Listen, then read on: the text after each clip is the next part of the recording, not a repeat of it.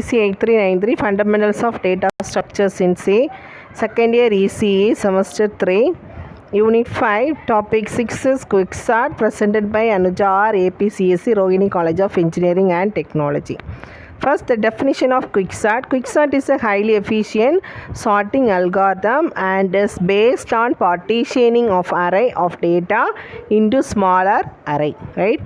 A large array is partitioned into two arrays, one of which hold values smaller than the specified value.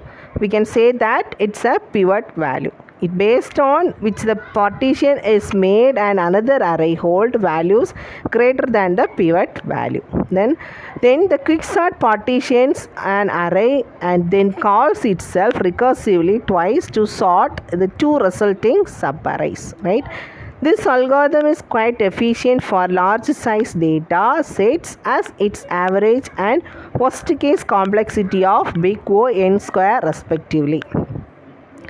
So this is another one way of solving a quicksort algorithm. First step is quicksort works by partitioning the array to be sorted. Second one, each partition is internally sorted recursively. As the first step, this algorithm chooses one element of an array as a pivot or a key element. The array is then partitioned on other side of the pivot. The elements are moved so that those greater than the pivot are shifted to its right, whereas the shifted to the left. Two pointers are used, one is low and the one is up, are initialized to the lower and upper bound of the sub-array. Up pointer will be decremented and low pointer will be incremented as for the following condition. The first condition is increase low pointer until T of low greater than pivot. Second one, decrease upper pointer until T up less than or is equal to pivot value. Third one, if low less than up, then interchange T of low with T of up. Fourth condition, if up less than or equal to low, then interchange T of up with T of I. So this is the simple example for quicksort. First, we can take about the unordered sorted list. In this particular sorted list, we can choose a pivot element. So for this example, we can choose the pivot element is 4, right? So then we can arrange the elements are sorted values. The minimum values that can be sorted, that is 3, 3 and 2. The right side 5, 8 and 6. Then we can split it into single subarray, that is 3, 2, 3 and 3. Pivot value, it did not change. Here 5, 6 and 8, right?